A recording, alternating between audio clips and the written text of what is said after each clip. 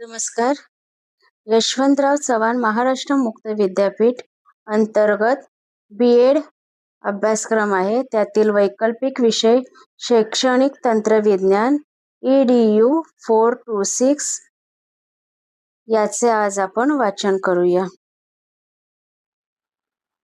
घटक 2 संज्ञापन प्रक्रिया. पाठ्यमुद्दे समजून घेऊया. संज्ञापन, अर्थ व व्याख्या, संज्ञापनाचे हेतू, संज्ञापन प्रक्रियेचे घटक, संज्ञापन प्रक्रियेची तत्वे, संज्ञापनातील अडथळे, संज्ञापनाचे प्रकार, संज्ञापनाचे मार्ग, संज्ञापनाच्या पद्धती, वर्गात चालणारे संज्ञापन, संज्ञापन प्रभावी होण्यासाठी घ्यावयाची दक्षता. पाठाची उद्दिष्टे पाहूया. हा घटक अभ्यासल्यानंतर तुम्ही सांगू शकाल. संज्ञापन प्रक्रियेचे स्वरूप सांगू शकाल. संज्ञापन प्रक्रियेतील अडथळे दूर करण्याचे उपाय शोधू शकाल. संज्ञापन प्रकार, मार्ग व पद्धती वर्णन करू शकाल. वर्गातील संज्ञापनाची वैशिष्ट्ये सांगू शकाल. संज्ञापन प्रभावी होण्यासाठी शिक्षकाने कोणती दक्षता घ्यावी हेही सांगू शकाल. पाठाचे प्रास्ताविक. संज्ञापन हा व्यवहारातील नेहमी वापरला जाणारा शब्द नाही. संदेशाची देवाणघेवाण किंवा विचार भावनांचे आदान प्रदान अशा अर्थाने आपण तो करतो. संज्ञापन म्हणजे संदेश अथवा विचार भावनांचे आदान प्रदान असा अर्थ आहे. सकाळपासून रात्रीपर्यंत आपण सातत्याने इतरांशी संज्ञापन करतो. म्हणूनच जगणे म्हणजे अखंड संज्ञापन करणे असे म्हटले तर ते वावगे ठरणार नाही. इतर प्राणी, पक्षी, कीटक सुद्धा ध्वनी, गंध, स्पर्श, नृत्यासारख्या हालचालीतून मर्यादित स्वरूपात संज्ञापन करीत असतात. पण त्यांच्या तुलनेत मानवाचे संज्ञापन अतिशय संपन्न आणि विविध मार्गांनी होणारे असते. सर्वच व्यक्ती सातत्याने संज्ञापन प्रक्रियेचा वापर करीत असल्या तरी लेखक, नट, शिक्षक अशा काही व्यक्ती संज्ञापनाचाच व्यवसाय करतात. ज्ञान, कौशल्य, सुयोग्य वर्तन, चारित्र्य यांची जोपासना करणाऱ्या शिक्षण प्रक्रियेत संज्ञापनास महत्त्वाचे स्थान आहे. म्हणूनच या घटकात आपण संज्ञापनाची व्याख्या, प्रकार, मार्ग यांचाच अभ्यास करणार आहोत. संज्ञापनातील विविध अडथळे दूर करून ते अधिकाधिक प्रभावी पद्धतीने कसे करता येईल याचा विचार आपण करणार आहोत. पाठाचे विषय विवेचन. यातील पहिला मुद्दा आहे संज्ञापन, अर्थ व व्याख्या.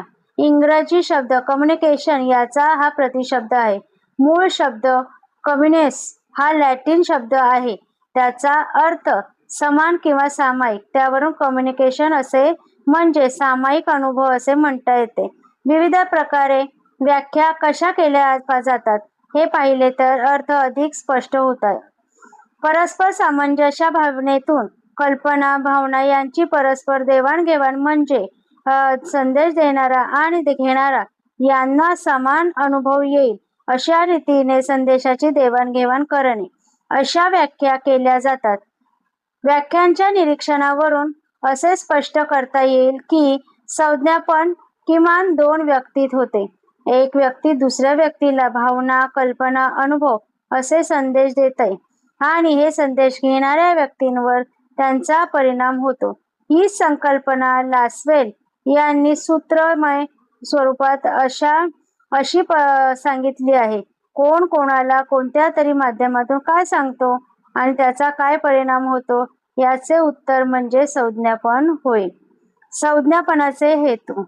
जीवन अखंडितपणे चालणाऱ्या संज्ञा प्रक्रियेचे हेतू विविध प्रकारचे असतात. उदाहरणार्थ माहिती देणे, व्यवस्थापन करणे, दुसऱ्या व्यक्तीला भावना कळणे, दुसऱ्या व्यक्तीत बदल घडविणे. शिक्षकाला अध्यापन प्रक्रियेतील भिन्न भिन्न हेतूसाठी संज्ञापन करावे लागते. उदाहरणार्थ विद्यार्थ्यांचे लक्ष वेधणे, माहिती पुरवणे, मार्गदर्शन करणे, प्रत्याभरण देणे, विद्यार्थ्यांचे विचार, भावना समजावून घेणे इत्यादी. वर्गातील किंवा एकूण शिक्षण प्रक्रियेतील संज्ञापन प्रभावी होण्यासाठी या प्रक्रियेचे मुख्य घटक कोणते ते आपण लक्षात घेऊया. तिसरा मुद्दा संज्ञापन प्रक्रियेतील घटक. व्याख्या लक्षात घेतली तर संदेश देणारा प्रेषक आणि संदेश घेणारा ग्राहक आणि संदेश हे तीन घटक लक्षात येतातच. पण विज्ञानातील शोध, शिक्षण क्षेत्रातील प्रगती यामुळे प्रेषकापासून ग्राहकापर्यंत संदेश पोहोचवण्याचे माध्यम याचाही चौथा घटक म्हणून समावेश झाला आहे. या चारही घटकांचा संबंध पुढे दिलेल्या आकृतीत तुम्हाला दिसत असेल. प्रेषक, संदेश आणि माध्यम, संदेशाद्वारे माध्यम आणि ग्राहक, किंवा प्रेषक, माध्यम, संदेश, ग्राहक, म्हणजे याप्रमाणे ती साखळी असते. प्रथम एका उदाहरणाने या चारही घटकांतील संबंध समजावून घेऊ. मुक्त विद्यापीठातील एका शिक्षकाला विशिष्ट माहिती प्रशिक्षणापर्यंत पोहोचवायची आहे. इथे शिक्षक हा प्रेषक आहे. पोहोचवायची माहिती हा संदेश आहे. तो संदेश लिखित पत्र या माध्यमातून तो प्रशिक्षणार्थीपर्यंत पाठवतो. प्रशिक्षणार्थी हा ग्राहक आहे. संदेश समजल्यावर प्रशिक्षणार्थींनी आपली उत्तरे, शंका या स्वरूपातील संदेश पुन्हा पत्राद्वारे शिक्षकांपर्यंत पाठवतात. अशा रीतीने चारही घटक संज्ञापन चक्रात समाविष्ट असतात. आता या घटकाची अधिक माहिती पाहूया. प्रेषक. प्रेषक हे संदेशाचे उगमस्थान असते. ती एक व्यक्ती असेल, समूह असेल किंवा वृत्तसंस्था असेल. आकाशवाणी अशी संस्था असेल. प्रेषक प्रथमतः स्वतःच ग्राहक होऊन माहितीचे संकलन करतो. तो जितकी जास्त आणि अधिक अचूक माहिती जमा करेल तितकाच प्रभावी संदेश पाठविणे शक्य असते. दुसऱ्याला देताना ती माहिती तो माहितीची योग्य प्रकारची मांडणी करतो. आवश्यक तेवढ्याच माहितीची निवड करतो. जर माध्यमाशिवाय संदेश दुसऱ्यापर्यंत पोहोचवायचा असेल तर संदेश शब्दबद्ध करावा लागतो किंवा आकृतीबद्ध करावा लागतो. क्वचितच हालचालीतूनही तो देता येतो. पण माध्यमातून संदेश पाठवायचा असेल तर मात्र संदेशाचे रूपांतर करावे लागते. उदाहरणार्थ रेडिओवरून संदेश पाठवण्यासाठी माहिती ध्वनिफीत उतरवावी लागते. यालाच सांकेतीकरण म्हणतात. सांकेतिकीकरणात संदेशाचे विशिष्ट स्वरूपात रूपांतर केले जाते. अशा प्रकारे प्रेषक स्वतःची माहिती संकलित करतो, माहितीची सुसूत्रता मांडणी करतो आणि सांकेतीकरण करून तो पाठवितो व प्रक्षेपित करतो. दुसरा मुद्दा आहे संदेश. प्रेषकाने ग्राहकाला पोहोचवलेले विचार, भावना, आशय यांचा समावेश संदेशात होतो. संदेश ग्राहकापर्यंत पोहोचून ग्राहकाला त्याचा परिणाम होणे अपेक्षित असल्यामुळे तो ग्राहकाला समजणारा असावा. उदाहरणार्थ एखाद्याने फ्रेंच भाषेत संदेश पाठवला तरी वाचणाऱ्याला ती भाषा येत नसेल तर त्याच्यापर्यंत तो संदेश पोहोचवणारच नाही. म्हणजे संदेश ग्राहकाच्या दृष्टीने अर्थपूर्ण हवा. कोणताही संदेश माध्यमातून व्यक्त होतो. माध्यम. संदेश कितीही अर्थपूर्ण असला तरी तो पोहोचवण्याचे कार्य माध्यमालाच करावे लागते. माध्यमामुळे संदेश योग्य स्वरूपात जलद रीतीने दूरवर आणि अनेकांपर्यंत पोहोचवणे सुलभ होते. प्रभावी रीतीने विविध प्रकारचे संदेश पाठवणे शक्य होते. छापील किंवा हाताने बनवलेले साहित्य, दूरध्वनी, आकाशवाणी, दूरदर्शन अशा विविध माध्यम उपलब्ध असतात. पण माध्यमाची निवड अतिशय काळजीपूर्वक करावी लागते. आशय दृक आणि श्राव्य आहे, शाब्दिक आहे की अशाब्दिक आहे, संदेश किती जणांपर्यंत पोहोचवायचा आहे याचा विचार करून तो माध्यम योग्य निवडावे लागते. ग्राहकाचे वय, क्षमता, शैक्षणिक पार्श्वभूमी, आवडी, अनुभव यांचाही विचार माध्यम निवडताना करावा लागतो. याशिवाय जे माध्यम वापरायचे त्यातील आपली प्रावीण्यता किती आहे, माध्यमाची उपलब्धता आहे का, माध्यमाचा वापराचा खर्च किती, अशा बाबींचाही विचार माध्यम निवडताना करावा लागतो. अर्थातच माध्यम म्हणजे संदेश पोहोचवणारे साधन असेच केवळ नाही. व्यक्तीतील संज्ञापन अन्य कोणते माध्यम नसले तरी आशय ज्या शब्दातून हावभावापर्यंत रेखाकृती करतो त्याचा समावेश माध्यमातच होतो. माध्यमाची योग्य निवड आणि वापर यातून प्रक्रिया प्रभावी होते. ग्राहक संज्ञापन या द्विकेंद्री प्रक्रियेतील हे आणखी एक महत्त्वाचे केंद्र असते. आलेला संदेश घेणे एक क्रियाशील कृती असते. प्रेषकाकडून आलेला संदेश प्रथम ग्रहण केला जातो. आपली पंचेंद्रिय तो संदेश ग्रहण करतो. पण जर संदेश सांकेतिक स्वरूपात असेल तर मात्र यंत्राच्या मदतीने संदेशाचे प्रथम निःसांकेतिकरण करावे लागते. घरात टीव्ही सेट, रेडिओ रिसीव्हर अशी यंत्राची काही उदाहरणे आहेत. संज्ञापन केवळ संदेश ग्रहण करणे महत्त्वाचे नव्हे तर त्याचा अर्थ लावणे आणि संदेशाचा परिणाम व्यक्तीवर होणे अत्यंत महत्त्वाची बाब आहे. व्यक्तीचा अनुभवी संस्कृती शिक्षण यातून संदेशाचे अर्थ लावण्याची क्षमता निर्माण झालेली असते. त्यामुळेच एकच संदेश पाठवला तरी भिन्न भिन्न ग्राहक त्याचे भिन्न अर्थ लावतात.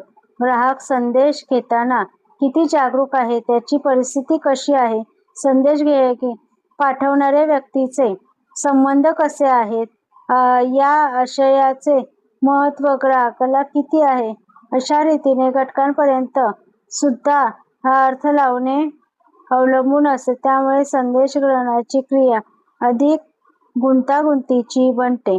संदेशाचा परिणाम ग्राहकावर होतो आणि मग ग्राहकच स्वतः संदेश तयार करतो, तो प्रेषकाकडे पाठवतो. म्हणजे आता ग्राहक व प्रेषक यांच्या भूमिका बदलतात. यातून संज्ञापन चक्र अखंड सुरू राहते. पुढचा मुद्दा पाहूया. संज्ञापन प्रक्रियेची तत्त्वे. संज्ञापन ही आंतरक्रियात्मक प्रक्रिया आहे. संज्ञापनात कमीत कमी 2 व्यक्ती आवश्यक असतात. प्रेषकाने संदेश दिला पण तो संदेश ग्रहण करणारे कोणी नसेल तर संदेशवहन होत नाही आणि अशा वेळी संज्ञापन झाले असे म्हणता येणार नाही. लेखक पुस्तक लिहितो, जाहिरातदार पोस्टर तयार रस्त्यावर लावतो, आकाशवाणीवरून हा कार्यक्रम प्रसारित होतात. पण हे पुस्तक, पोस्टर, कार्यक्रम दुसऱ्या कोणापर्यंत तरी पोहोचवण्यासाठीच असतात. म्हणजेच प्रेषक आणि ग्राहक असे दोघेही सहभागी झाल्याशिवाय ही प्रक्रिया पूर्ण होत नाही. म्हणूनच ही प्रक्रिया द्विध्रुवी आहे किंवा आंतरक्रियात्मक आहे असे म्हटले जाते. संज्ञापन ही प्रतिसाद निर्माण करणारी प्रक्रिया आहे. संज्ञापनात प्रेषकापर्यंत ग्राहकही मानव आहे. त्यामुळे प्रेषकाकडून आलेले संदेश भरून घेणारे रिकामे भांडे अशा प्रकारची भूमिका ग्राहक कधीच घेऊ शकत नाही. ग्राहकाजवळची स्वतःची माहिती असते, त्याला स्वतःच्या भावना, कल्पना, मते असतात, त्यांची स्वतःची अशी मूल्ये असतात. त्यामुळेच येणारा संदेश केवळ तटस्थपणे स्वीकारला जात नाही तर संदेशामुळे ग्राहकात प्रतिसाद उत्पन्न होतो. ती माहिती समजते का हे तो पडताळून पाहतो. पूर्वज्ञानाशी नवीन माहितीचे सांगड घालतो. येणारी माहिती, मते त्याला पटतात किंवा पटत नाहीत. यामुळे संदेशावर तो प्रतिसाद देतो, पण त्याचबरोबर स्वतः संदेश तयार करून प्रेषकाकडे पाठवतो. अशा रीतीने संज्ञापन केवळ ग्रहणाची प्रक्रिया नाही तर प्रतिसाद निर्माण करणारी प्रक्रिया आहे. संज्ञापन ही गतिमान प्रक्रिया सुद्धा आहे. संज्ञापनात सतत बदल घडत असतात. एकाच प्रकारचा संदेश केवळ दिला जात नाही. ग्राहकाने दिलेल्या प्रतिसादाचे प्रत्यावर्तन देऊन प्रेषक व संदेशात बदल करतो. ग्राहकाने उत्सुकता दाखवली व संदेश पाठवला जातो. नापसंती दर्शवली तर संदेश कमी केला जातो. शाब्दिक, अशाब्दिक अशा भिन्न प्रकाराने संदेश वहन होते. तंत्रज्ञानाचा परिणाम होऊन भिन्न भिन्न माध्यमाचा वापर होतो. अशा प्रकारे सतत बदलत होत असतो. चौथा मुद्दा आहे संज्ञापन प्रक्रियेत पुन्हा बदल घडवता येत नाही. एखादा संदेश पाठवला तर ते शब्द परत घेता येत नाही. माध्यमातून वृत्त प्रसारित केले जाते तर ते परत घेता येत नाही. ते चुकीचे असेल तर नंतर सुधारणा सांगावी लागते, पण मूळ वृत्त ग्राहकापर्यंत पोहोचवलेच जाते.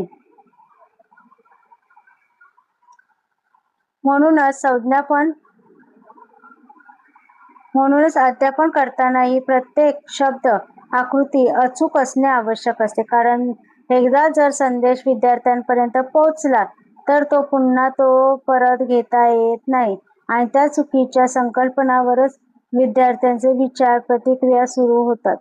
संज्ञापनात संदर्भाला अतिशय महत्त्व आहे. कोणत्याही शब्दाचा अर्थ सुटे शब्द लक्षात घेऊन लावता येत नाही. संपूर्ण वाक्याचा वर्तनाचा संदर्भ लक्षात घ्यावा लागतो, तरच खऱ्या अर्थाने उदाहरणार्थ शिवरायांनी सुरत लढली हे स्पष्ट करताना त्यामागची कारणमीमांसा, भूमिका, लुटताना घेतलेली काळजी हे सर्व माहिती करून दिले तरच त्या घटनेचा योग्य अर्थ विद्यार्थ्यांना समजू शकेल. एखाद्या साध्या दृश्याचा अर्थ लावतानाही संदर्भ विचारात घेतला जातो.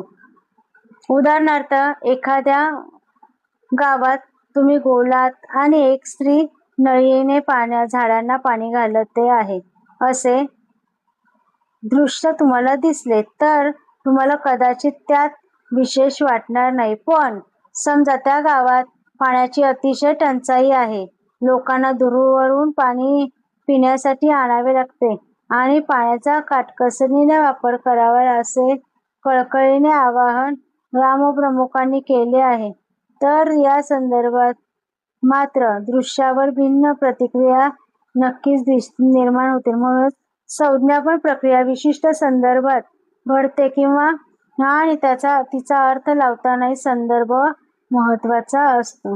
इथे काही प्रश्न दिलेत ते तुम्ही अभ्यासा. 5वा उपघटक आहे संज्ञापनातील अडथळे.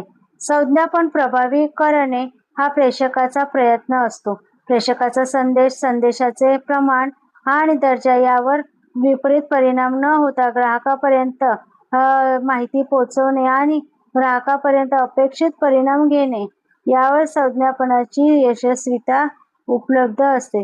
पण बऱ्याच वेळा ग्राहकांना पोहोचलेला संदेश हा प्रेषकाच्या मनातील मूळ संदेशातील भिन्न असल्याचे आढळते.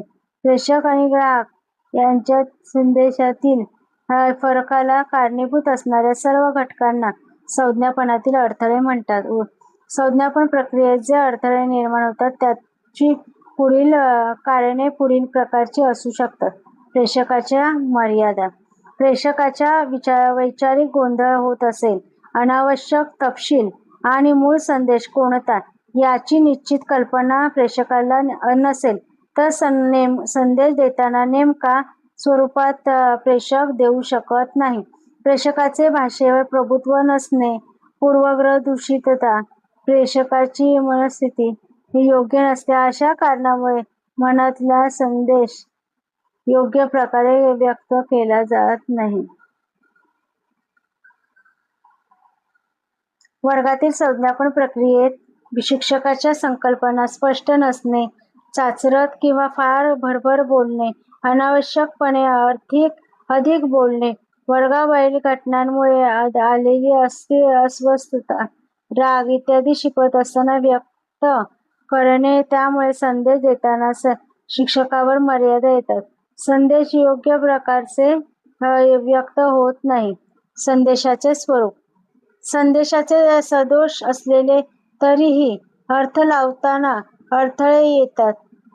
अगदी साधे दोष म्हणजे संदेश अर्धवट असणे. उदाहरणार्थ, पत्र लेखन अर्धवट फाटका असणे, संभाषण अर्धवट ऐकू येणे, लेखी संदेशात विरामचिन्हे नीट नसणे यामुळे अर्थ लावण्यात अडथळे येतात. संदेश तोंडी आहे की लेखी यावर परिणाम अवलंबून असतो. लेखी किंवा छापील मजकुरावर अधिक लवकर विश्वास बसतो. संदेश शाब्दिक आहे. केवळ शाब्दिक म्हणजे आकृतीबद्ध चित्रमय आहे. यावर अर्थ एकच लावता येईल की भिन्न हे अवलंबून असते. माध्यमातील तसेच मार्गातील अर्थ. ध्वनिवर्धक निष्प्रक्षेपक यांच्यातील बिघाड.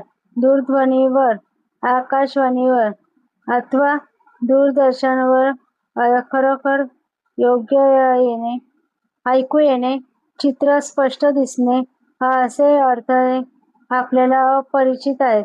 शिक्षकाचा आवाज मागील विद्यार्थ्यांबद्दल गोंगाटामुळे ऐकू न येणे, फलकावरील अक्षरे न दिसणे यामुळे संदेश पूर्णतः पोहोचू शकत नाही.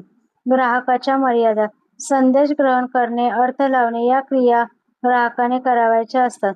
मानवी संज्ञापनात मानवाचे डोळे, कान संदेश ग्रहण करतात. या इंद्रियात दोष असेल तर संदेश ग्रहणात अडथळे येतात. इंद्रियात दोष नसेल तर तरीही अन्य खूप मर्यादा येतात. व्यक्तीचा अवबोध ही निवडपूर्ण प्रक्रिया आहे. व्यक्तीचे पूर्वानुभव, अपेक्षा यानुसार संदेशातील विशिष्ट भागाकडे व्यक्ती जास्त लक्ष पुरवते. एखाद्या विषयाकडे नावड, दिवा स्वप्ने यामुळे सुद्धा ती स्वप्ने संपूर्ण संदेशाकडे लक्ष देत नाही. मिळालेल्या संदेशाचा अर्थ लावताना सुद्धा भिन्नता यायची शक्यता असते. भाषाज्ञान किती चांगले पूर्वीचा अनुभव देणारा आहे असे घेताना मनस्थिती कशी आहे, दोघांकडे परस्पर कसे आहेत, अशा कित्येक गोष्टीवर अर्थ लावणे अवलंबून असते. वर्गात शिक्षकाने दिलेले उदाहरणे सर्वांना सारखी समजत नाहीत. उदाहरणार्थ या खाली सारखा आकार, ऐरणीसारखा आकार याचा अर्थ ज्यांनी पखाल ऐरण पाहिलेली नाही अशा विद्यार्थ्यांना समजत नाही. संदेश वहनातील अडथळे आणि प्रेषक ग्राहकाच्या मर्यादेला योग्य प्रेषकाने पाठवलेले संदेश संपूर्णपणे तसाच ग्राहकापर्यंत पोहोचू शकत नाही. अध्यापनात सुद्धा या पद्धतीने अडथळ्यांमुळे शिक्षकांचा संदेश सर्व विद्यार्थ्यांपर्यंत योग्य प्रकारे पोहोचत नाही. हे अडथळे संपूर्णपणे दूर करणे कठीण असते. पण दृकश्राव्य साधनांची जोड, वर्गात बाहेरून येणारे आवाज कमी करणे, स्वतःचे बोलणे परिणामकारक करण्यासाठी स्वतः करणे यातून अडथळे कमी करता येतात. संज्ञापनासाठी केवळ शब्द माध्यमाचा वापर न करता अन्य प्रकारही प्रभावीपणे वापरणे आवश्यक ठरते. संज्ञापनाचे विविध प्रकार कोणते त्याची आता माहिती घेऊया. संज्ञापनाचे प्रकार. सातत्याने चालणारे परस्परातील संज्ञापन भिन्न भिन्न प्रकाराने आहेत. आपण एकमेकांशी बोलतो. बोलता न येणारे लहान मूल रडून लक्ष वेधते तर जाहिरातदार एखादे पोस्टर लावून ठेवतो. अशा अभिव्यक्तीच्या या भिन्न साधनांचे खालीलप्रमाणे वर्गीकरण करता येते. संज्ञापनाचे मुख्य दोन प्रकार मौखिक आणि अमौखिक आहे. मौखिकमध्ये शाब्दिक उदाहरणे, संवाद, भाषण, काव्य. त्यामध्ये अशाब्दिक उदाहरणं हसणे, रडणे, हुंदका, ओरडणे याप्रमाणे. अमौखिकमध्ये शाब्दिक उदाहरण, लिखित साहित्य, सांकेतिक संदेश, तक्ते, लिखित पत्र. अशाब्दिकमध्ये चित्रे, वस्तू, प्रतिकृती, आकृती, हावभाव, चिन्हे, प्रतीके इत्यादी. अशाब्दिक मौखिक संज्ञापन समजून घेऊया. नेहमीच्या अनुभवातील वाहतूक नियंत्रणाच्या खुणा. आपण विशिष्ट शाळेचे व्यवसायातील आहोत हे व्यक्त करण्यासाठी वापरले जाणारे गणवेश, बोधचिन्हे अशा कित्येक गोष्टींचा समावेश या प्रकारात होतो. अर्थात याचा अर्थ विशिष्ट सांस्कृतिक पार्श्वभूमी असणाऱ्यांनाच समजतो. उदाहरणार्थ विविध प्रतीके, चिन्हे यांचा शाळेत वापर करतो. तोच प्रतीके, चिन्हे यांचा अर्थ न समजणाऱ्या ना समजत नाही, परंतु या प्रकारात समाविष्ट होणारे वस्तू, प्रतिकृती, चित्रे, आकृती, हावभाव यांचा अर्थ मात्र मात्र सर्वांना चटकन लक्षात येऊ शकतो. लहान मूल सुद्धा चेहऱ्यावरचे हावभाव पाहून योग्य प्रतिसाद देऊ शकते. म्हणूनच या प्रकारच्या संज्ञापनाला सार्वत्रिकता असते. शिक्षण प्रक्रियेत विचार केला तर संकल्पना, घटना, तत्त्वे स्पष्ट करताना प्रतिकृती, चित्रे, आकृती यांचा उपयोग केला तर संज्ञापन सुलभ होते. नेमका आशय विद्यार्थ्यांपर्यंत पोहोचवायला मदत होते. वर्गातले अशाब्दिक वर्तन लक्षात घेणे अतिशय महत्त्वाचे असते.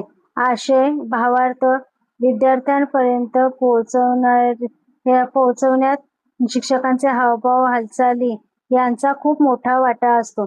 शिक्षकाचे उभे राहणे, चेहऱ्यावरचे हावभाव यातून शिक्षकाचा आत्मविश्वास, अध्यापनातील समरसता विद्यार्थ्यांच्या लक्षात येत असते. तसे विद्यार्थ्यांच्या हालचाली, चेहऱ्यावरचे हावभाव यातून विद्यार्थ्यांना आकलन होते आहे किंवा नाही, अध्ययनात रुची वाटते आहे किंवा नाही हे व्यक्त होत असते, ते लक्षात घेणे आवश्यक ठरते. तसेच बोलताना व्यक्तीशी नजर मिळवून बोलणे सुरू आहे की नजर मिळवता सुरू आहे, बोलणाऱ्या व्यक्तींमधले अंतर किती आहे, अशा अशाब्दिक बाबींचाही परिणाम होतो. अशाब्दिक मौखिक संज्ञापन यात भाषेव्यतिरिक्त वापरलेले हुंकार, खाकरणे वगैरे ध्वनींचाही समावेश होतो. त्याचप्रमाणे बोलताना आवाजात वापर कसा केला आहे याचाही समावेश होतो. म्हणजेच बोलताना योग्य प्रकारे वापरलेले आवाजाचा लहान मोठेपणा, योग्य तीव्रता, गती, चढ-उतार यांमुळे बोलणे प्रभावी करता येते. व्यक्तीच्या भावना, मनस्थिती यानुसार आवाजाच्या वापरात फरक पडतो. त्यामुळे चाणाक्ष ग्राहक बोलणाऱ्याच्या केवळ शब्दाकडे लक्ष न देता ते शब्द कशा प्रकारे उच्चारले आहेत यावरून अर्थ समजून घेतो. शाब्दिक संज्ञापन मानवी संज्ञापनात भाषेला फार महत्त्वाचे स्थान प्राप्त झाले. बोलणे, लिहिणे, विचार करणे, दुसऱ्याचे संदेश समजावून घेऊन लक्षात ठेवणे यात भाषेचा प्रामुख्याने उपयोग आपण करतो. गणित, कॉम्प्युटरची भाषा ही सुद्धा भाषेचीच भिन्न स्वरूप आहेत. मात्र संदेश देणारा प्रेषक आणि ग्राहक या दोघांना तीच भाषा येत असेल तरच संज्ञापन शक्य होते. वस्तू, व्यक्ती, क्रिया, घटना यांविषयी माहिती देणे, स्वतःचे मते व्यक्त करणे, भावनांची अभिव्यक्ती करणे, दुसऱ्याचे मन वळवणे अशा भिन्न हेतूंसाठी भाषा वापरली जाते. मनातला संदेश अचूकपणे दुसऱ्यापर्यंत पोहोचवण्यासाठी शब्दयोजनेबाबत काळजी घ्यावी लागते. भाषेचे स्वरूप फार गुंतागुंतीचे असते. शब्दांना रूढ अर्थ आणि अभिप्रेत अर्थ असतात. व्यक्तिसापेक्ष अर्थही असू शकतात. वक्ता आणि श्रोता यांचा विचार, प्रेरणा, अनुभव, पूर्वानुभव, भाषाज्ञान यात मेळ असेल तरच संज्ञापन यशस्वी होऊ शकते. पुष्कळदा आशयबोधात संदर्भाला फार महत्त्व असते.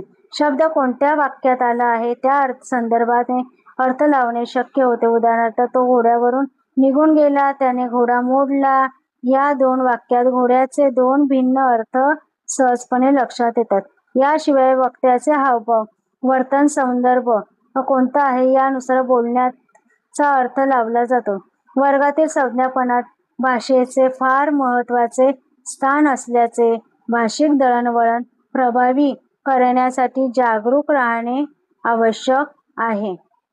संज्ञापनाचे विविध मार्ग मानवी संज्ञापनात देवाणघेवाणीसाठी विविध मार्ग वापरले जातात. आपली पंचेंद्रिये संदेश ग्रहणाचे कार्य करतात, तर बोलणे, हालचाल यातून संदेश व्यक्त केला जातो. याच मार्गाचे स्थूलमानाने पुढील प्रमाणे वर्गीकरण करता येते. बोलणे, ऐकणे. दैनंदिन व्यवहारात हा मार्ग मोठ्या प्रमाणात वापरला जातो. मैत्री, वैवाहिक जीवन, कौटुंबिक संबंध याप्रमाणे वर्गाध्यापनात सुद्धा या मार्गाचा वापर सातत्याने होतो. यात संज्ञापन दोन व्यक्तीत किंवा व्यक्तिसमूह यांच्यातही होते. उदाहरणार्थ वक्ता ध्वनी निर्विदकाच्या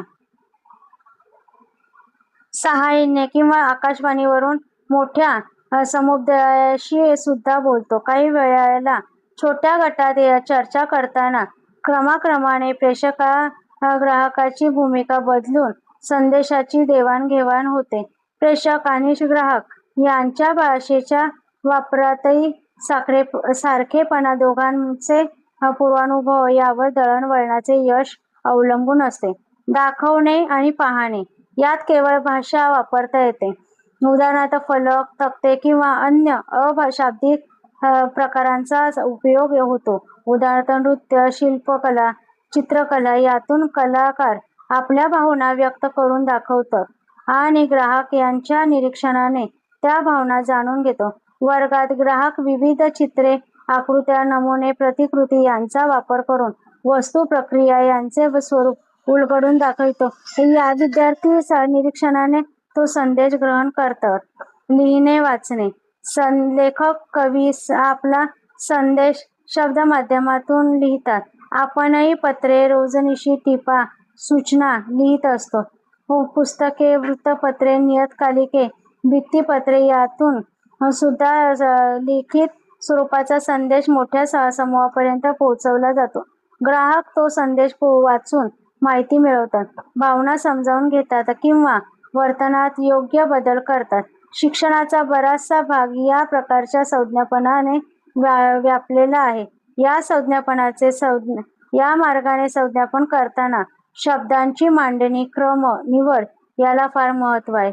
ग्राहक समोर नसताना केवळ शब्द माध्यमातून त्यावर परिणाम घडवणे ही एक अवघड कला आहे. पुढील मुद्दा पाहूया. संज्ञापनाच्या पद्धती. संज्ञापन काही वेळा दोन व्यक्तींपुरतेच मर्यादित असते, तर काही वेळा मोठ्या जनसमुदायाइतका त्याचा विस्तार वाढतो. यानुसार संज्ञापनाच्या 3 पद्धती आहेत. व्यक्ती-व्यक्तीमधील संज्ञापन. या प्रकारात दोन व्यक्ती परस्परात विचारांची, भावनांची किंवा अनुभवांची देवाणघेवाण करतात. दैनंदिन व्यवहारात या पद्धतीने संज्ञापन सुरू असते. यात व्यक्ती समोरासमोर असतात किंवा दूरध्वनी, पत्र व्यवहार यांचा वापर करून दूरवरच्या दोन व्यक्तीही परस्पर संपर्क साधतात. या प्रकारचे संज्ञापन परस्परांच्या प्रतिसाद, प्रतिक्रियांवरही अवलंबून असते. प्रेषकाला ग्राहकाकडून प्रत्याभरण सतत मिळाल्यामुळे पुढच्या संदेशात आवश्यक ते बदल प्रेषक करतो. तसेच ग्राहक प्रेषक यांच्या भूमिका सतत बदलत्याच राहून संज्ञापन चालू राहते. शिक्षण क्षेत्रात शिक्षक जेव्हा विद्यार्थ्यांना वैयक्तिक मार्गदर्शन देतात, शंका निरसन करतात, विद्यार्थ्यांच्या समस्या सोडवितात, तेव्हा अशी पद्धती वापरली जाते. ही पद्धती अतिशय उपयुक्त व प्रत्येक विद्यार्थ्यानुसार संज्ञापन योग्य बदल घडवून शकणारी आहे. परंतु सध्याची शिक्षण पद्धती पाहता एका वेळी एक विद्यार्थ्यांशीच संज्ञापन पूर्ण शिक्षण देणे हे अतिशय खर्चाचे व वेळेचे काम आहे. शिवाय सामाजिकरण हे उद्दिष्ट साध्य होणार नाही. यामुळे मर्यादित प्रमाणात महत्त्वाच्या कारणांसाठी या पद्धतीचा वापर करून अन्य अध्यापनासाठी यापेक्षा भिन्न पद्धतीचा उपयोग होतो. व्यक्ती व समूह यांमधील संज्ञापन.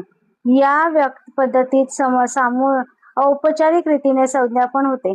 वर्गात शिक्षक विद्यार्थ्यांना शिकवतात. हे उदाहरण या पद्धतीचेच आहे.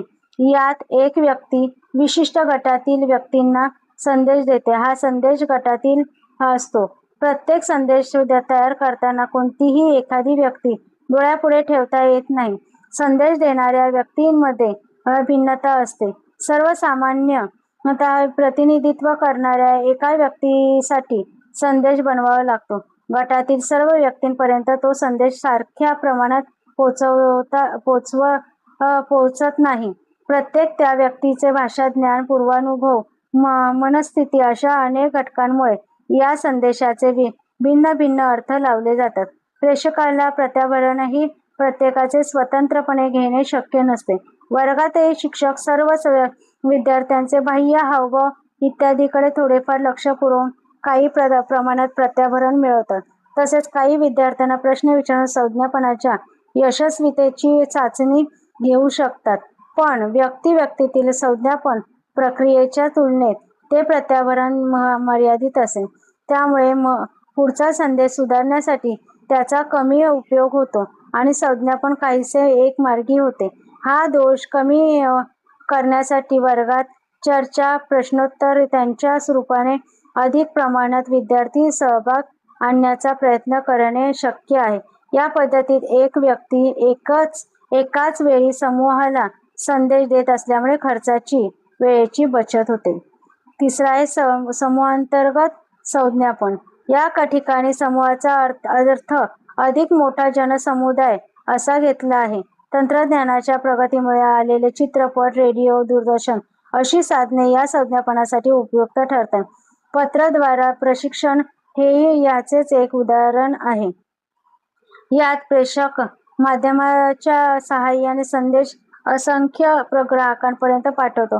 खूप मोठ्या समुदायापर्यंत संदेश एका वेळी पोहोचवता येत असल्याने वेळेची व खर्चाची सुद्धा बचत होते.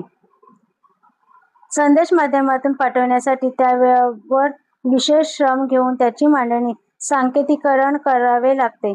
माध्यमांद्वारा संदेश पाठविल्यामुळे प्रेषक आणि ग्राहक यांचा प्रत्यक्ष संपर्क मात्र तुटतो. त्यामुळे प्रेषक संदेश केवळ पाठवतो, तो सर्वांपर्यंत पोहोचला की नाही, ग्राहकांनी त्याकडे लक्ष पुरवले की नाही, त्यांना तो समजला का नाही, हा कोणता परिणाम झाला याबाबत त्वरित प्रत्याभरण मिळू शकत नाही. त्यामुळे एकतर्फी संदेश पाठवण्याची ही क्रिया होते. त्यामुळे परिणामकारकतेवर काहीशा मर्यादा येतात. ग्राहकांनी पत्राद्वारे, फोनद्वारे प्रतिक्रिया कळवली किंवा प्रेषकानेही प्रश्नावली, मुलाखती घेऊन प्रतिक्रिया जमा केल्या तर काही प्रमाणात विलंबित प्रत्याभरण मिळू शकते. अर्थात अशा विलंबित प्रत्याभरणाचा उपयोगही मर्यादित प्रमाणातच होतो. माध्यमांसाठी संदेश तयार करणे हे मात्र खूप खर्चिक, खूप श्रमाचे, वेळखाऊ आणि कौशल्याचे काम असते. अनेक तज्ज्ञ व्यक्तींच्या सहकार्याने संदेशाची मांडणी, सांकेतीकरण करणे शक्य होते. हा अनुभव आकर्षक आणि समृद्ध बनवू शकतो. अर्थात माध्यमासाठी बनवलेल्या कॅसेट, स्लाइड्स, पुस्तके यांचा साठा करता येतो. पुन्हा पुन्हा वापर करणे शक्य असते. त्यामुळे माहिती अधिक जणांपर्यंत पुन्हा पुन्हा पोहोचवण्यात ही पद्धती अतिशय उपयुक्त ठरते. वर्गाध्यापनाला पूरक म्हणून तसेच अनौपचारिकरित्या विविध विषयांवरील माहिती लोकांपर्यंत पोहोचवण्यासाठी या माध्यमांचा उपयोग करता येतो. मात्र एकतर्फी माहिती पुरवणाऱ्या या माध्यमात प्रत्याभरणाची सोय नसल्यामुळे वर्गात माध्यमांचा प्रभावी वापर करून घेण्याचे काम पुन्हा शिक्षकांचेच असते. 9वा मुद्दा आहे वर्गात चालणारे संज्ञापन. वर्गात शिक्षक, विद्यार्थी तसे विद्यार्थी यांच्यात सतत संज्ञापन सुरू असते. ते शाब्दिक, अशाब्दिक अशा दोन्ही प्रकारचे असते. शिक्षक पाठ्यविषयाचा आशय म्हणजे विविध संकल्पना, तत्त्वे, घटना, रचना वगैरे विद्यार्थ्यांना सांगतात. त्याचबरोबर स्वतःचे अनुभव, कल्पना, मते, भावना हेही व्यक्त करतात. आशय सांगत असताना प्रश्न, चर्चा उपस्थित करून शिक्षक विद्यार्थ्यांना बोलण्यास उद्युक्त करतात. विद्यार्थी उत्तरे देतात, परस्परांच्या उत्तरांचे खंडन करतात. तसेच आपणहून माहिती पुरवणे, शंका विचारणे यातही सहभागी होतात. ज्या वर्गात विद्यार्थ्यांना बोलण्याची कमी संधी दिली जाते तिथे शिक्षकांकडून विद्यार्थ्यांपर्यंत एकतर्फी संज्ञापन होते. विद्यार्थ्यांचे आपापसात बोलणे हा अध्यापनातला अडथळा ठरतो. या अडथळ्यांमुळे शिक्षकांचे अध्यापन सर्व विद्यार्थ्यांपर्यंत पोहोचत नाही. उलट चर्चा मुद्दाम घडवून आणली असताना विद्यार्थ्यांनी परस्पर बोलणे मात्र उपयुक्त ठरते. शिक्षकांच्या शब्दांपरंपरेबरोबरच त्याचे उभे राहणे, हालचाली, त्यांच्या चेहऱ्यावरचे हावभाव यातून विद्यार्थ्यांना संकेत मिळतात. शिक्षकाच्या बोलण्यातला चढ-उतार, बोलण्याची गती, शिक्षकांचे गप्प राहणे यातून विद्यार्थी संदेश देत असतात. याचप्रमाणे विद्यार्थ्यांच्या चेहऱ्यावरचे हावभाव हालचाली यातून शिक्षकाला प्रत्याभरण मिळत असे. आशय समजला का, अध्यापन आवडले का, हे कळत न कळत विद्यार्थी अशाब्दिक रीतीने व्यक्त करतात. अध्यापन करताना विविध प्रकारचे दृकश्राव्य साहित्य शिक्षक वापरतात, दिग्दर्शने करून दाखवितात आणि विद्यार्थी स्वतः प्रयोग करतात, रेखाटन करणे, निरीक्षण करणे यात सहभागी होतात. अशा रीतीने वर्गात सतत संज्ञापन प्रक्रिया भिन्न भिन्न प्रकारांनी सुरू असते. ही प्रक्रिया प्रभावी करण्यासाठी काय केले पाहिजे ते आता आपण पाहूया. संज्ञापन प्रभावी होण्यासाठी घ्यावयाची दक्षता. वर्गात सातत्याने चालणारे संज्ञापन प्रभावी करणे हा अध्यापन प्रभावी करण्याचा एक महत्त्वाचा मार्ग आहे. संज्ञापन प्रक्रिया प्रभावी रीतीने वापरण्यासाठी संज्ञापनातील प्रत्येक घटकाचा आणि संज्ञापन प्रक्रियेतील प्रत्येक पायरीचा योग्य विचार शिक्षकाने करायला हवा. 1. संदेशाची निवड व मांडणी. अध्यापन प्रक्रियेत शिक्षक हा प्रेषक आहे, तेव्हा संदेश उत्तम रीतीने तयार करणे महत्त्वाचे आहे. त्यासाठी स्वतः ग्राहक बनून भिन्न प्राप्ती स्थानापासून अधिकाधिक माहिती जमा करणे आणि संदेश अचूक बनविणे आवश्यक आहे. वाचन निरीक्षण सुधारून ही माहिती जमा करणे आवश्यक आहे. मिळालेल्या किंवा जवळ असणाऱ्या माहितीतून कोणती माहिती विद्यार्थ्यांना देण्यासाठी निवडावी यावर विचार करणे आवश्यक आहे. त्यात अभ्यासक्रमाचा विचार होईलच, पण त्याचबरोबर विद्यार्थ्यांचे वयानुरूप असणाऱ्या आवडी, पार्श्वभूमी, भाषाज्ञान यांची सखोल माहिती घेणे आवश्यक ठरेल. वयानुरूप सोपी भाषा वापरणे, उदाहरण देणे आवश्यक आहे. खेड्यातील मुले आणि शहरातील मुले यांना सारखीच उदाहरणे देऊन समजवता येणार नाही. म्हणूनच शिकवताना पारिभाषिक शब्द सोडून अन्य भाषा सोपी परिचित वापरणे आवश्यक आहे. संदेशाची मांडणी ही योग्य करावी लागेल. संदेशाकडे विद्यार्थ्यांचे लक्ष वेधले जायला हवे. संबंधित कथा, विनोद अशा आकर्षक प्रकारांनी सुरुवातीला लक्ष वेधून घेण्याची योजना बनवावी लागेल.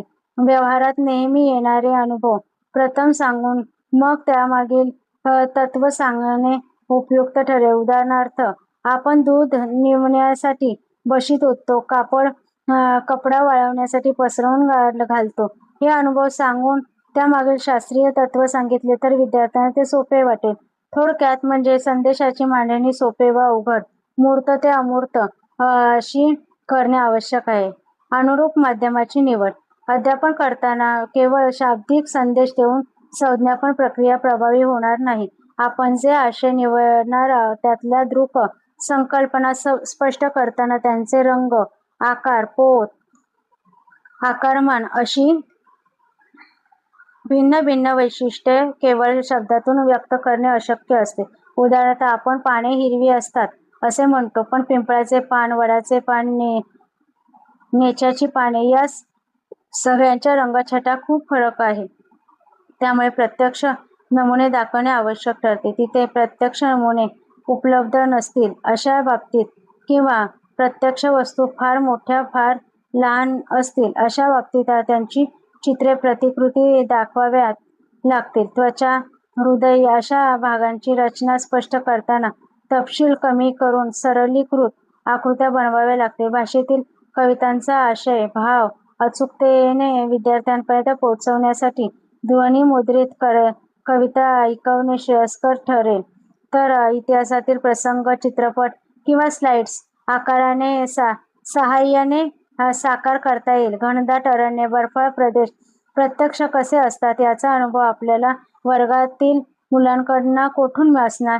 अशा वेळी चित्रपट, चित्रे, प्रतिकृती यांचा प्रभावी वापर करून शिकवणे आवश्यक ठरते. अशा रीतीने संदेशाला अनुरूप अशा माध्यमाची निवड करणे याचाही समावेश प्रभावी अध्यापनात होतो. प्रभावी प्रस्तुतीकरण. संदेशाची माध्यमाची योग्य निवड करणे जसे आवश्यक असते तसे संदेश प्रस्तुत सादर करताना काळजी घ्यावी लागते. आपले बोलणे सुस्पष्ट उच्चारात आणि श्रवणीय आवाजात होणे आवश्यक आहे. चाचरणे, अडखळणे प्रयत्नपूर्वक कमी करून योग्य गतीने बोलले तरच संदेश विद्यार्थ्यांपर्यंत पोहोचायला मदत होईल. बोलताना एकसुरी न बोलता आवाजात चढ उतार, महत्त्वपूर्ण शब्दांवर भर इत्यादी विशिष्ट ठिकाणी थांबवणे, यातून विद्यार्थ्यांचे लक्ष खिळवून ठेवणे शक्य होईल. पूर्वयोजना चांगली असेल तर बोलणे, प्रश्न, दृकश्राव्य साधनांचा वापर आणि योग्य मांडणी प्रस्तुतीकरणात आणता येईल. नियोजित अशा प्रस्तुतीकरणाचा चांगला प्रभाव विद्यार्थ्यांवर पडतो. अशाब्दिक प्रस्तुतीकरणाचाही विचार करणे आवश्यक आहे. आत्मविश्वासाने उभे राहणे, विद्यार्थ्यांशी नजर मिळवून बोलणे, सुनियोजित हालचाली, दृकसाधनांची योग्य हाताळणी यांकडे लक्ष पुरविणे महत्त्वाचे आहे. प्रस्तुतीकरण करताना सतत विद्यार्थ्यांकडून प्रत्याभरण घेणे उपयुक्त ठरते. हे प्रत्याभरण शाब्दिक असेल किंवा केवळ विद्यार्थ्यांच्या वर्तनाचे निरीक्षण करून सुद्धा घेता येईल.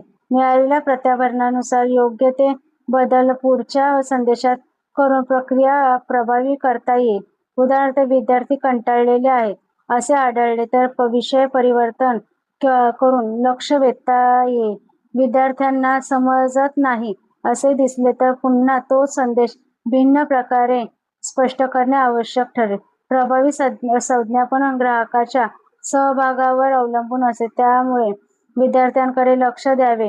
यासाठी अनावश्यक अधिकारवाणीने बोलणे, टोमणे मारणे, टर उडवणे, अपमानजनक बोलणे टाळायला हवे, नाहीतर विद्यार्थी संदेश ग्रहणच करणार नाहीत.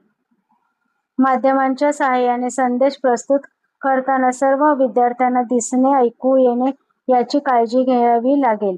विद्यार्थ्यात संज्ञापनाच्या प्रभावी प्रक्रियांची जोपासना. वर्गातील संज्ञापन प्रभावी करण्यात केवळ शिक्षकाचा वाटा नसतो, तर विद्यार्थ्यांच्या संज्ञापनाचा महत्त्वाचा वाटा असतो.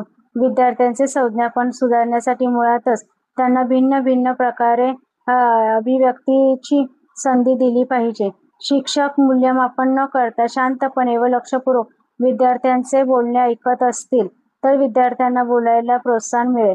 शाब्दिक देवाणघेवाणीची संधी देण्यासाठी विद्यार्थ्यांशी अनौपचारिक रीतीने बोलणे, प्रश्न विचारणे, मते मांडणे याची संधी देणे हे प्रयत्न करता येतील.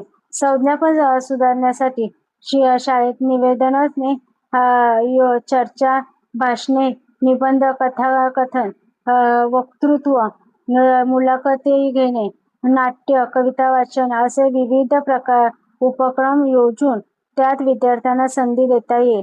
शाब्दिक संज्ञापनाबरोबरच चित्रकला, व्यंगचित्रे, रांगोळी, प्रकल्प, अभिनय, नृत्य या बाबतीत अशाब्दिक संज्ञापन सुधारण्याला उत्तेजन देता येईल. या सर्व संज्ञापन प्रक्रियेत विचारांची व भावनांची देवाणघेवाण, अभिव्यक्ती समाजमान्य रीतीने व प्रभावीपणे कशी करावी या दृष्टिकोनातून विद्यार्थ्यांना प्रत्याभरण देणे उपयुक्त ठरेल. या पाठाचा सारांश पाहूया. संज्ञापन हा कम्युनिकेशनसाठी वापरला जाणारा प्रतिशब्द आहे. संज्ञापनात दोन व्यक्तीत संदेशाचे आदानप्रदान होते आणि दोघांनाही समान अनुभव प्राप्त होतो. आपली माहिती, भावना दुसऱ्याला कळवून त्या व्यक्तीवर परिणाम करणे हा संज्ञापनाचा हेतू असतो. प्रेषक आपला संदेश माध्यमातून अथवा माध्यमाशिवाय ग्राहकापर्यंत पाठवतो आणि ग्राहक तो संदेश ग्रहण करून त्याचा अर्थ लावतो, पुन्हा स्वतः संदेश पाठवितो. अशा रीतीने या चार घटकांच्या सहाय्याने संज्ञापन सुरू राहते. आंतरक्रियात्मक, गतिमानता, प्रतिसाद निर्मिती, संदर्भानुरूपता अशी संज्ञापनाची तत्त्वे आहेत. प्रेषक, ग्राहकाच्या मर्यादा आणि संदेशाचे माध्यमाचे स्वरूप यानुसार अनेक अडथळे संदेशवहनात येतात. म्हणूनच केवळ शाब्दिक संदेशाचा वापर न करता अशाब्दिक संदेश प्रकारचे जाणीवपूर्वक वापरणे उपयुक्त ठरणे. बोलणे, ऐकणे, दाखवणे, पाहणे, लिहिणे, वाचणे अशा भिन्न मार्गाचा वापर प्रसंगानुरूप कमी अधिक प्रमाणात करून संज्ञापन संपन्न होते. संज्ञापन केवळ दोन व्यक्तीत होते किंवा व्यक्ती समूहात होते किंवा आकाशवाणी, दूरदर्शन इत्यादींच्या माध्यमातून वापर करून समूहांतर्गत सुद्धा होते. वर्ग अध्यापनात अखंडपणे संज्ञापन प्रक्रिया सुरू असते. त्यामुळे संदेशाची योग्य मांडणी, माध्यमाची योग्य मांडणी आणि उत्तम प्रस्तुतीकरण करून वर्गातील संज्ञापन सुधारणे आवश्यक आहे.